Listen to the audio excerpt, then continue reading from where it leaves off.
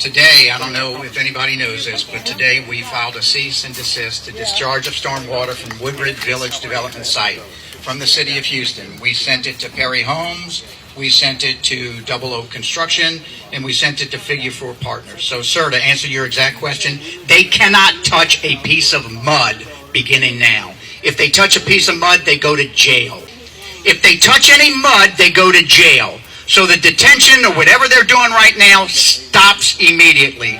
We knew exactly what caused this.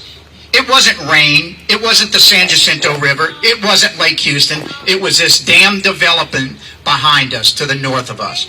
So ever since then, we've been working on this. So what we're doing now is we filed a cease and desist so they can't do a dang thing until the City of Houston works with them on figuring out, what do we build? Do we build a giant concrete berm? What do we build? And they're going to work on that to keep the water from flowing into everybody's backyard. The discharge of sand, silt, and sediment and debris from the Woodridge Village Development Site into the municipal separate storm sewer systems of the City of Houston. This is a direct violation of the City of Houston Ordinance, Article 12, Stormwater Discharges. Discharge to MS4 prohibited. A person commits an offense if the person threatens to introduces or causes to be introduced into the MS4 any discharge that is not composed entirely of stormwater. That means if they send sand down your street into our storm systems, they're responsible. That means if they send sands into our storm systems and it gets to our drinking water supply, they are responsible. So on Monday, we're going to define what the hell responsibility means in the terms of legal action. So that's coming on Monday. You have an injunction to cease and desist. They did not follow that order. That's a court order. Now you say you have an agreement. If they can defy a court order, what makes you think that they cannot defy a letter of agreement between two people? Let me just say the October 2 letter came from Houston Public Works, not from a court. That was from Houston Public Works that issued them a cease and desist. To the extent they did not move forward, then the next step would have been for city legal to step in. So that's why we sat down and talked with them and said, this is what we need for you all to do. Okay, if that's the case, then that is not what he said at the meeting at Elm Grove.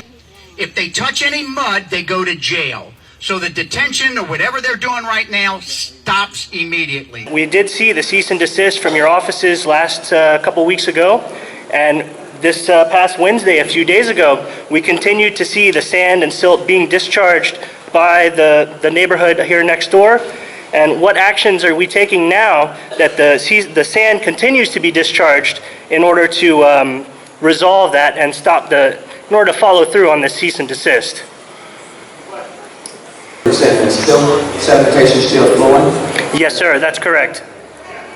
We have pictures, we have all sorts of documentation. The sand continues to flow out. I got you. Yes, sir. We'll be in touch with them tomorrow. I got you. So we have no plan in place right now how we can follow up on this cease and desist. Let me follow. We just met with them on Tuesday, but we insisted was that they put in all the requisite detention first before they put one single house, one single structure on the property. I understand the detention, but how does that resolve the sand being discharged? You tell me tonight, let me deal with it tomorrow. All right. No plan. At what point did the city attorney make you aware that in the response from the developers, the letter you just read, that all of the things they said are existing requirements that they are already required to meet in Montgomery County? They're not allowed to pull a road permit or a structure permit until their floodplain, until their flood management plan is complete. That's already on the books. You made a demand, and they just told you what they've already done. At what point were you made aware of that policy? Thanks for taking my question. So part of the cease and desist, they're not allowed to send sands into our streets. Let me finish. I gave you the time. Please be respectful of me. They sent sand into our streets, into our systems, into backyards and everything.